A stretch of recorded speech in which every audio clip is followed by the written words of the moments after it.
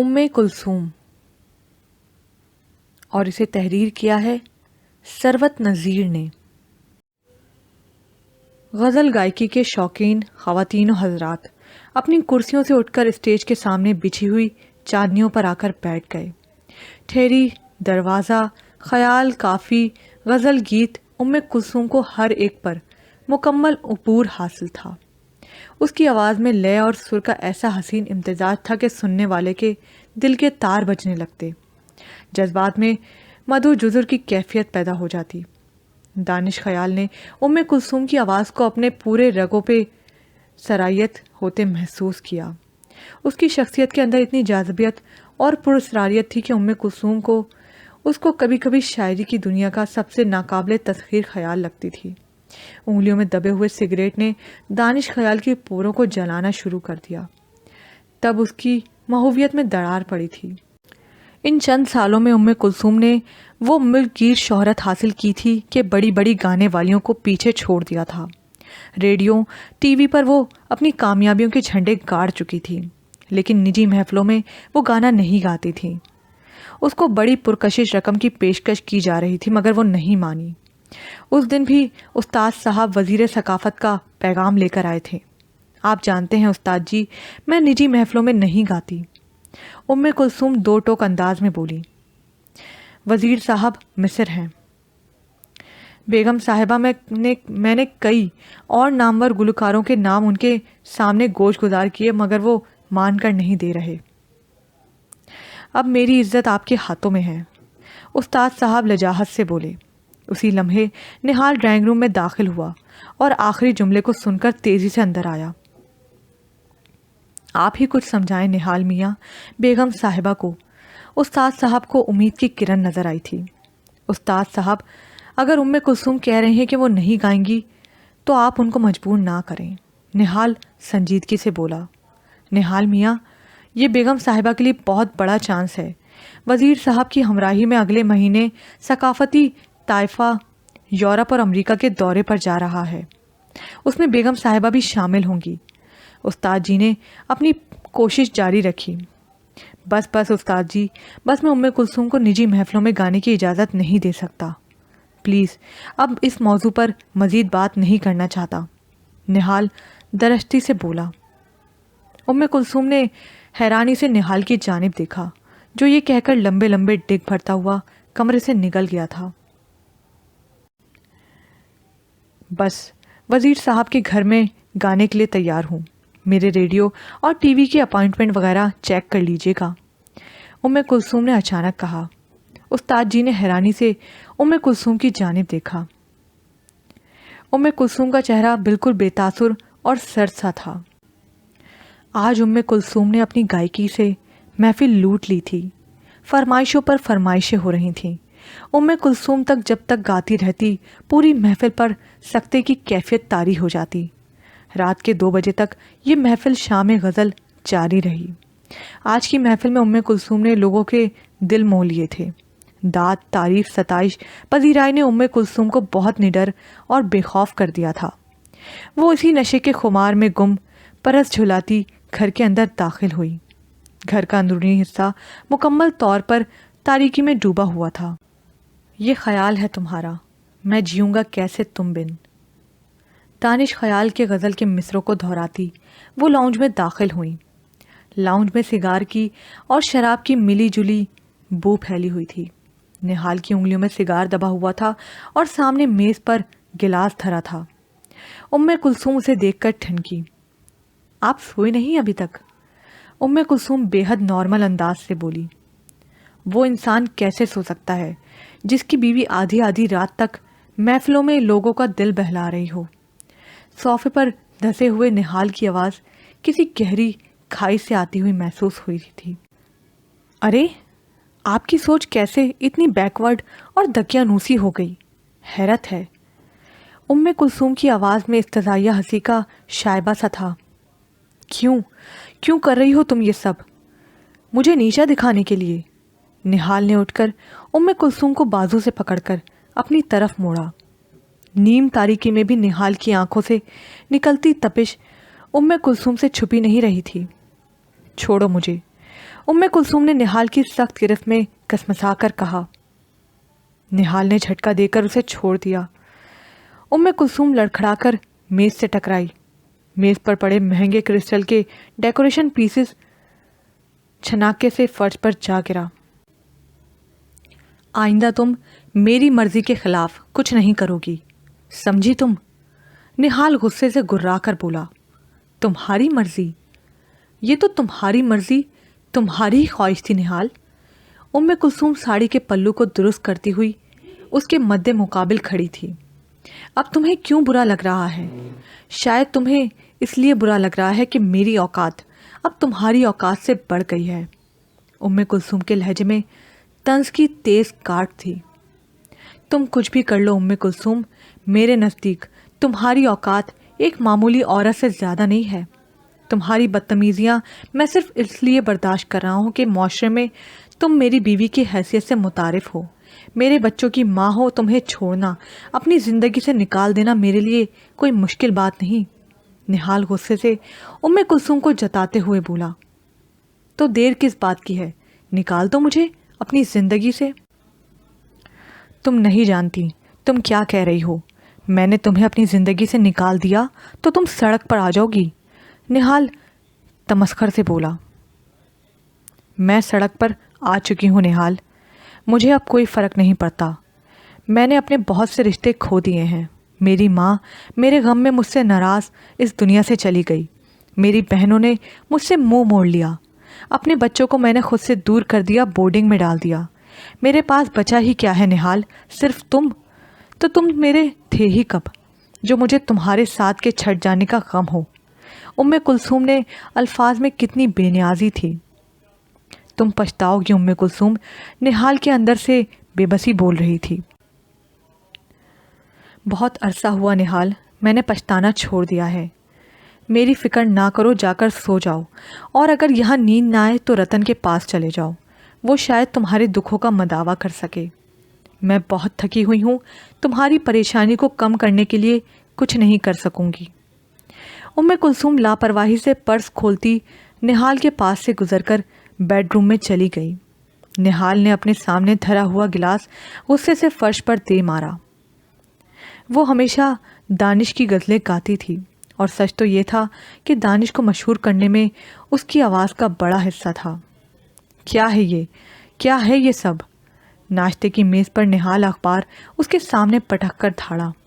چائے کا سپ لیتی ہوئی کلثوم نے آج اٹھتی سی نگاہ اپنے سامنے پڑے اخبار پر ڈالی اور بے نیازی سے بولی، کیا ہوا ہے؟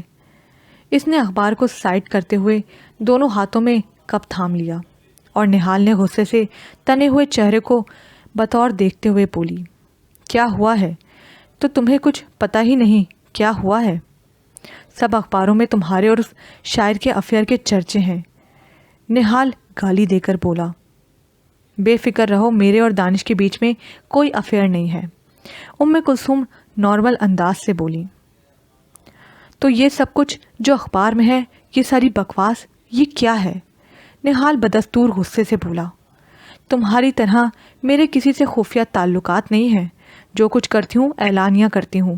یہ اخبار والے یوں ہی مشہور لوگوں کے اسکینڈل چھاپ دیتے ہیں۔ وہ گرم چائے کی چسکیاں لیتے ہوئے ٹھنڈے ٹھاڑ لہجے میں بولی۔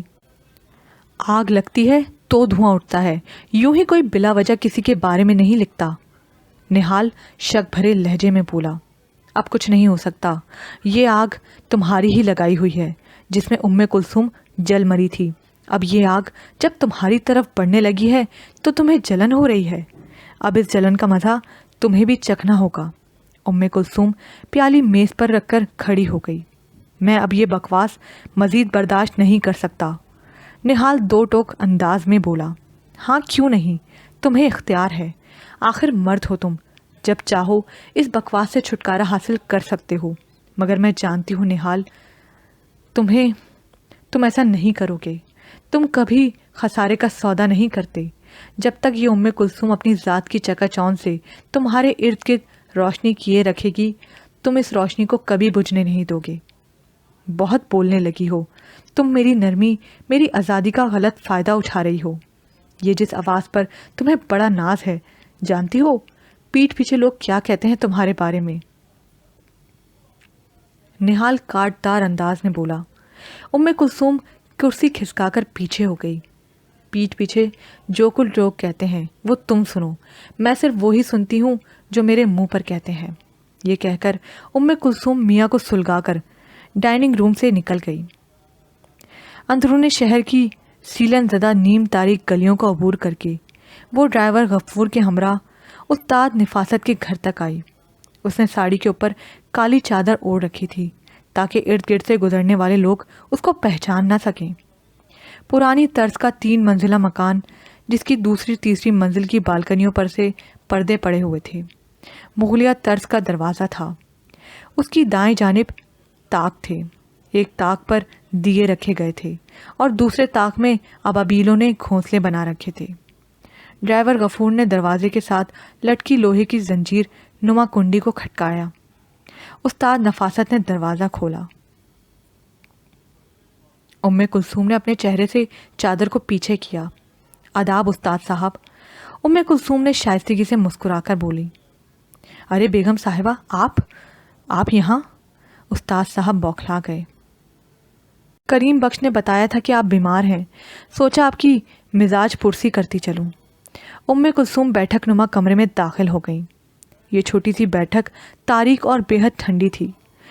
فرش پر گھسا ہوا قالین پڑا تھا جس پر میلی کلچیلی چادر بچھی ہوئی تھی۔ دیوار کے ساتھ 2-3 گاؤ تکیے دھرے تھے۔ ایک طرف ہارمونیم اور طبلے کی جوڑی رکھی تھی اور دوسری طرف حقہ۔ ایک دیوار کے ساتھ 2 خستہ حال مونڈے دھرے تھے۔ استاد صاحب کی سمجھ میں نہیں آ رہا تھا کہ وہ کلثوم کو کہاں بٹھائیں۔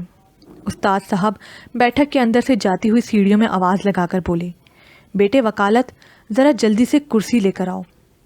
کلثوم کرسی کے آنے سے پہلے ہی فرش پر بچھی چادر پر 2 زانوں ہو کر بیٹھ گئیں۔ استاد صاحب آپ تکلیف مت کیجیے، میں یہاں بالکل آرام سے ہوں۔ کلثوم نے استاد صاحب کو تسلی دی۔ استاد صاحب خفت زدہ ہو کر کلثوم سے ذرا فاصلے پر بیٹھ گئے۔ اب کیسی طبیعت ہے آپ کی بیگم صاحبہ؟ اب تو اللہ کا بڑا فضل ہے اور آپ کی مہربانی سے دوائیاں بھی باقاعدگی سے ملتی رہی ہیں۔ آپ کا ڈرائیور غفور لے آتا تھا۔ استاد صاحب کی آواز اور آنکھوں میں مارے تشکر کے آنسو آنے لگے۔ آپ ڈاکٹر سے دوبارہ چیک اپ ضرور کروائیے گا، بلکہ جب بھی ڈاکٹر کے پاس جانا ہو مجھے فون کر دیے گا، میں غفور کو بھیج دوں گی۔ کلثوم بے حد اپنائیت سے بولی، بہت نوازش، بہت شکریہ، میں آپ کا احسان۔ استاد صاحب بولتے بولتے چپ ہو گئے۔ کلثوم نے اپنے پرس میں سے 25,000 نکال کر استاد صاحب کی جانب بڑھا دیے۔ نہیں بیگم صاحبہ، پہلے ہی آپ کے بہت احسانات ہیں مجھ پہ۔ میری دونوں بچیوں کی شادیاں آپ نے کروائیں، اس مکان کو گروی سے چھڑوا لیا، وکالت کی جاب دلوائی، اب مزید بوجھ میں نہیں۔ بیگم صاحبہ ایک بات کہوں؟ ویسے تو چھوٹا منہ بڑی بات ہوگی، مگر میں کہے بنا رہ بھی نہیں سکتا۔ استاد صاحب لجاجت سے بولے، آپ حکم کیجیے، آپ کا ہر فرمان سر آنکھوں پر ہے۔ بیگم صاحبہ اگرچہ گانا جائز پیشہ نہیں ہے، گناہ عظیم ہے، مگر ایک بات میں عرض کروں گا کہ ہر کام، ہر پیشے کی کچھ پاکیزگی، کچھ پوشرتا بلندی ہوتی ہے۔ میں نے جو کچھ آپ کو سکھایا ہے وہ اس فن کی پاکیزگی تھی۔ کبھی کوئی بھدا سر نہیں لگانے دیا، کبھی گھٹیا بول منہ سے نہیں نکالنے دیے۔ میں نے ہمیشہ آپ کے گانے میں پاکیزگی کو محسوس کیا ہے۔ مگر استاد صاحب رک سے گئے۔ مگر کیا استاد صاحب؟ مگر اب جب آپ فلم میں گانے کے لیے تیار ہو گئی ہیں تو یہ میرے خیال میں مناسب فیصلہ نہیں ہوگا۔ آج کل فلموں میں جس طرح کے زو معنی شاعری اور بے ہنگم میوزک ہوتا ہے وہ آپ جیسی گائکہ کے شایان شان نہیں ہے۔ کلثوم ایک لمحے کو خاموش ہو گئی۔ میں جس بلندی سے گری ہوئی استاد صاحب، اس کے سامنے اس فن کی بلندی کچھ معنی نہیں رکھتی۔ میں نے اب اس دنیا میں قدم رکھا ہے تو اس کے ہر کونے کو تسخیر کر کے ہی رہوں گی۔ کلثوم دل میں سوچنے لگی، شکریہ استاد صاحب، میں آپ کی بات کا خیال رکھوں گی۔ کلثوم سنجیدگی سے بولی اور اٹھ کھڑی ہوئی۔ آپ میرے لیے دعا کیجیے گا کیوں نہیں بیگم صاحبہ، رب کریم آپ کو اس راستے کی مشکلات سے دور رکھے، استاد صاحب احترام اور اپنائیت سے بولے۔ ام کلثوم چادر سے منہ ڈھانپ کر اس ٹھنڈی تاریک بیٹھک سے نکل کر لمبی تنگ سلین زدہ گلی میں چلنے لگی۔ گلی کے دونوں اطراف گندگی کے نالیاں بنی ہوئی تھیں جن سے مکانوں کے تعفن زدہ پانی بہہ رہے تھے۔ راستے میں غلاظت کے ڈھیر دھرے تھے۔ لوگوں کے بے پناہ ہجوم میں چلتے ہوئے ام کلثوم کے پاؤں گندگی سے سن گئے تھے۔ بڑا مشکل ہے استاد صاحب دامن بچا کر چلنا۔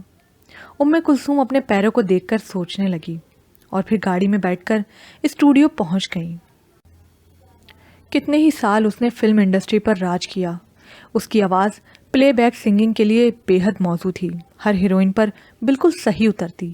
فلم کی کوئی بھی سچویشن ہوئی، المیہ، تربیہ، ڈرامیٹک، اس کی مناسبت سے ام کلثوم کی آواز میں گایا ہوا گیت جذبات کی بھرپور عکاسی کرتا تھا۔ نہال کی آفس پارٹیوں میں، کلب کے ڈنر جمانے کے فنکشن، ان سب میں اب ام کلثوم اپنی مصروفیات کی وجہ سے کم ہی شرکت کر پاتی تھی۔ نہال نے عرصہ ہوا اسے چھوڑ دینے کی دھمکیاں دینا بھی بند کر دی تھی۔ مسٹر کرمانی تمہیں اپنے گھر بلانا چاہتے ہیں، وہ خوش ہو گئے تو میرا کام بن جائے گا، تم اگر انہیں خوش کر دو تو۔ نہال نے ام کلثوم کے پاس بیٹھ کر بڑی محبت سے اس کے ہاتھ پکڑ لیے۔ ام کلثوم کو نہال کے ہاتھوں کو چھونے سے شدید گھن کا احساس ہوا۔ اس نے نرمی سے اپنے ہاتھ اس کے ہاتھ سے چھڑایا۔ تم جو کچھ کہہ رہے ہو اس کا مطلب سمجھتے ہو؟ میری پروموشن کی فائل ان کی آفس ٹیبل پر رکھی ہے۔ ان کی کسی بات سے انکار کا مطلب ہے کہ میری پروموشن کا خواب کبھی مکمل نہیں ہوگا۔ اور پھر اس میں حرج ہی کیا ہے؟ کون سی تم پہلے جیسی پردہ نشین پارسا ہو؟ اس نے طنز سے کہا۔ ام کلثوم نے اجنبی نظروں سے نہال کی جانب دیکھا۔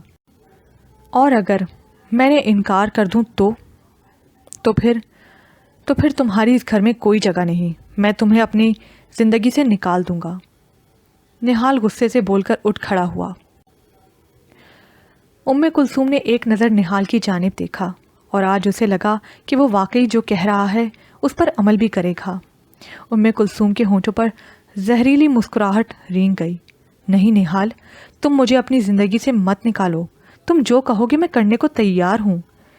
ام کلثوم اس کے پہلو سے اٹھ گئی۔ اس نے نہال کے پاس سے بے حد معتفن سی بو آ رہی تھی، سرانڈ اٹھ رہی تھی اس کے وجود سے۔ آپ مجھ سے وعدہ خلافی تو نہیں کریں گی ممی؟ حسن کپڑوں کی پیکنگ کرتے ہوئے بولا۔ برسوں بعد میرے بیٹے نے مجھ سے ایک فرمائش کی ہے، میں اسے کیسے رد کر سکتی ہوں؟ ام کلثوم نے محبت سے حسن کے کندھوں کو پکڑ کر اپنی طرف اس کا منہ موڑا۔ آپ سچ کہہ رہی ہیں ممی؟ حسن کا چہرہ جگمگا اٹھا تھا۔ بالکل سچ، بلکہ بڑے عرصے کے بعد آج ہی تو سچ بولا ہے، نہ جانے کتنے برسوں سے جھوٹ بولتی آ رہی ہوں۔ ام کلثوم تھکے تھکے انداز سے بولی اور کمرے میں دھرے صوفے پر بیٹھ گئی۔ حسن ماں کے گھٹنوں کو تام کر اس کے قدموں میں بیٹھ گیا۔ آپ جانتی ہیں ممی، بورڈنگ میں، اسکولوں میں بچے مجھے اور حسین کو بہت چھیڑتے ہیں، نہ جانے کیا کیا کہتے تھے، آپ کی ذات پر کیچڑ اچھالتے تھے، مگر مجھے کبھی ان کی کسی بات کا یقین نہیں آیا۔ نہ جانے کیوں مجھے لگتا تھا کہ یہ سب جھوٹ ہے، میری ماں ایسی ہو ہی نہیں سکتی۔ میرا دل ان کی باتوں کو تسلیم نہیں کرتا تھا۔ حسن کی باتیں سن کر ام کلثوم کی آنکھوں سے آنسو روا ہو گئے۔ وہ اس لیے حسن کہ تمہیں اور حسین کو میں نے اس طرح پالا تھا جس طرح میرے بابا نے میری پرورش کی تھی، میری تربیت کی تھی۔ تمہاری رگوں میں میرا وہ خون، وہ سوچ گردش کر رہی ہے جب وہ یہ ام کلثوم واقعی ام کلثوم تھی۔ ام کلثوم نے دل گرفتگی سے سوچا، حسین مجھ سے خفا ہے؟ تم اس کے ساتھ جاؤ تو اسے بتانا کہ تمہاری ماں ایسی نہیں ہے جیسا وہ سوچتا ہے۔ ام کلثوم رندھی آواز سے بولی، میں اسے سمجھا لوں گا، بس آپ نے اپنی اس پہچان کو ختم کرنا ہے جو معاشرے میں آپ کی ہے۔ ام کلثوم نے حسن کی جانب دیکھا، اس کا چہرہ اس کے بابا سے کتنا ملتا جلتا تھا۔ اسے لگ رہا تھا کہ اس کے بابا حسن کے روپ میں اس کے پاس آ گئے ہیں۔ اس کی محبت نرمی سے سمجھا رہے ہیں، اسے واپس بھی بلا رہے ہیں۔ میں وعدہ کرتی ہوں۔ کلثوم نے حسن کے ہاتھ پکڑ لیے۔ حسن نے محبت سے ماں کے ہاتھوں کو بوسہ دیا۔ تم نے مجھ سے تو وعدہ لیا ہے، مگر کبھی اپنے باپ کو کسی غلطی پر نہیں ٹوکا۔ کلثوم حسن سے گلا کر کے بولی، ممی، پاپا گناہ کر رہے ہیں اور آپ غلطی۔ گناہ پر سزا دی جاتی ہے اور غلطی پر معافی۔ جب آپ ان کو نہیں بدل سکتی تو میرا ان سے کچھ کہنا سننا بیکار ہے۔ کلثوم نے حیرانی سے حسن کی جانب دیکھا، وہ کتنا بڑا، کتنا سمجھدار ہو گیا تھا۔ تم مجھے اپنی زندگی سے نکال دو، میں تمہیں یہ موقع نہیں دوں گی، بلکہ اس سے پہلے میں تمہیں اپنی زندگی سے نکال دوں گی۔ ایک بار تمہاری ضد میں آ کر میں اس راہ پر چل نکلی تھی جو میری نہیں تھی، مگر اب نہیں، بہت ہو چکا۔ تمہاری ہوس کی کوئی انتہا نہیں ہے، اور گناہ کے راستے پر اس سے آگے جانے کا نہ مجھ میں حوصلہ ہے نہ ہمت۔ میں نے اپنے بہت سے کھوئے ہوئے رشتوں میں سے اپنے بیٹے کو واپس پایا ہے، میں اب اس کا فخر، اس کا مان بنوں گی۔ کلثوم نے خلا کا قانونی نوٹس ڈریسنگ ٹیبل کی اس پرفیوم کی بوتل کے نیچے رکھا جو نہال کی سب سے پسندیدہ تھی۔ آج اس نے آخری بار اس آئینے میں اپنا آپ دیکھا۔ میک اپ سے مبرا، سادہ شلوار قمیض اور سفید چادر اوڑھے وہ بڑی پرسکون لگ رہی تھی۔ 25 سال کے بعد وہ صحیح منزل پر آن پہنچی تھی، اس فیصلے کی منزل پر جس پر آنے کے لیے اس نے خارزار راستے کا انتخاب کیا تھا۔ اس نے آخری بار اس گھر پر نظر ڈالی اور گھر کے اندرونی حصے سے نکل کر باہر ڈرائیو وے میں آ گئی۔ ڈرائیور غفور مؤدب انداز میں اس کے پاس آیا۔ چلیں بیگم صاحبہ۔ وہ پچھلی سیٹ کا دروازہ کھول کر کھڑا ہو گیا۔ کلثوم چپ چاپ اس میں بیٹھ گئی۔ کرمانی صاحب کے گھر چلیں؟ نہال صاحب مجھے کہہ کر گئے تھے کہ آپ کو وہاں لے آؤں۔ ڈرائیور گاڑی چلاتے ہوئے بولا۔ نہیں، ایئرپورٹ چلو۔ جی؟ غفور حیرت سے بولا۔ آج حسن کی امریکہ کے لیے فلائٹ ہے، مجھے اسے چھوڑنے جانا ہے۔ ایئرپورٹ کی بینچ پر کتنی دیر بیٹھی رہی۔ حسن کب کا لاؤنج ڈپارچر میں جا چکا تھا۔ وہ اسے جاتا دیکھتی رہی، وہ نظروں سے اوجھل ہو گیا تھا، مگر وہ وہیں بیٹھی رہی۔ اسے ابھی کچھ عرصہ پہلے ہی تو اپنا بیٹا ملا تھا، اور اب وہ دوبارہ سے اس کی زندگی سے دور چلا گیا۔ اسے اپنا آپ بالکل خالی، بالکل داما سا لگا۔ ممی، میں بہت جلد لوٹ آؤں گا، میں حسین کو اپنے ساتھ لے آؤں گا۔ حسن ماں کو گلے لگا کر اس کو تسلی دے رہا تھا۔ تم یقین کرو کلثوم، تم اگر لوٹ آئیں تو مجھے یہاں اسی جگہ پر پاؤ گی۔ برسوں پرانی کہی ہوئی بات اس کے دماغ سے ٹکرائی۔ میں لوٹ آئی ہوں موسیٰ، کیا تم اب بھی میرا انتظار کر رہے ہو؟ کلثوم نے خود کلامی کی۔ اس نے سامنے سے گزرتی ہوئی ٹیکسی کو ہاتھ سے روکا اور اس میں بیٹھ گئی۔ کتنے عرصوں بعد وہ ان راستوں کی طرف گامزن تھی جن کو وہ پیچھے چھوڑ آئی تھی۔ اس کا گھر، بابا، امی، دادی، رقیہ، زینب، فاطمہ اور پھر ساجدہ خالہ اور موسیٰ، جس نے دعویٰ کیا تھا کہ وہ اگر لوٹ آئی تو اسے وہیں پائے گی۔ بابا، امی، دادی، ساجدہ خالہ تو ہمیشہ کے لیے اس سے روٹھ گئے تھے۔ زینب، فاطمہ نے بھی اس سے منہ موڑ لیا تھا۔ صرف رقیہ تھی جو کبھی کبھار اس کو فون کرتی تو اس کو باقی دونوں بہنوں کی بھی خیریت کا پتہ چل جاتا تھا۔ رقیہ FRCS کرنے انگلینڈ چلی گئی تو پھر واپس نہیں آئی۔ اس نے ابھی تک شادی نہیں کی تھی۔ میں جانتی ہوں رقیہ، تم نے کس کی خاطر یہ جوگ لیا تھا، مگر میں تمہارے لیے کچھ نہ کر سکی۔ کلثوم نے دکھی ہو کر سوچا۔ جی اب کہاں جانا ہے؟ ٹیکسی ڈرائیور نے اس کو سوچوں سے نکالا۔ کلثوم نے اس کو راستہ سمجھایا۔ وہ اس کے گھر کے سامنے کھڑی تھی۔ اس کے گھر کے ساتھ والا گھر کلثوم کا تھا، پوری گلی میں سب سے تاریک، سب سے اجڑا ہوا گھر۔ اس نے آگے بڑھ کر اپنے گھر کے دروازے کو تھاما، اس کے دھول سے اٹے ہوئے نقش و نگار پر اپنا ہاتھ پھیرا۔ اسی دروازے سے نکل کر اس کے بابا مسجد نماز پڑھنے جاتے تھے۔ اسی دروازے کی دہلیز پار کر کر وہ موسیٰ کے گھر چلی جاتی تھی، اور اسی دروازے کو عبور کر کے وہ ہمیشہ کے لیے بیرونی لاک پر تالا پڑا ہوا تھا۔ وہاں تھا بھی کون اس کو خوش آمدید کہنے کے لیے؟ کچھ ہمیشہ کے لیے روٹھ گیا اور کچھ نے منہ پھیر لیا۔ اس نے دروازے پر دستک دی۔ بابا، اماں دیکھے کون آیا ہے؟ آپ کی ام کلثوم۔ اماں دیکھیں میں آئی ہوں، باہر کھڑی ہوں۔ اس کی آنکھوں سے آنسو بہنے لگے۔ پاس سے گزرتا راہگیر اس کو دیکھ کر رک گیا۔ بی بی، اس گھر میں تو کوئی نہیں رہتا، آپ شاید بہت عرصے کے بعد یہاں آئی ہیں۔ ام کلثوم نے اثبات میں سر ہلا دیا۔ یہ ساتھ والے گھر میں عبد الوہاب صاحب کے عزیز رہتے ہیں، آپ ان سے پتہ کر لیں۔ راہگیر مشورہ دے کر بولا۔ ام کلثوم چپ چاپ اس دروازے کی چوکھٹ سے لگی روتی رہی۔ موسیٰ کے گھر کی طرف جانے کے لیے اس کے پاس ہمت ہی نہیں تھی۔ موسیٰ تو کب کا جا چکا تھا، ان کے گھر میں نہ جانے کون لوگ آ گئے ہوں گے۔ دھیرے دھیرے قدم اٹھاتی ام کلثوم موسیٰ کے گھر کے سامنے آ پہنچی۔ اس نے دروازے پر ہلکا سا دباؤ ڈالا، دروازہ آہستگی سے بنا آواز پیدا کیے کھل گیا۔ مختصر سا صحن عبور کر کے وہ لاؤنج میں داخل ہو گئی۔ لاؤنج میں بھی نیم تاریکی کا عالم تھا، سامان بے ترتیب رکھا تھا، یوں لگ رہا تھا جیسے برسوں کے بعد کوئی یہاں آیا ہے، لیکن ابھی گھر کو سیٹ نہیں کر پایا۔ وہ خاموشی سے لاؤنج میں کھڑی رہی۔ ام کلثوم، یہ تم ہو؟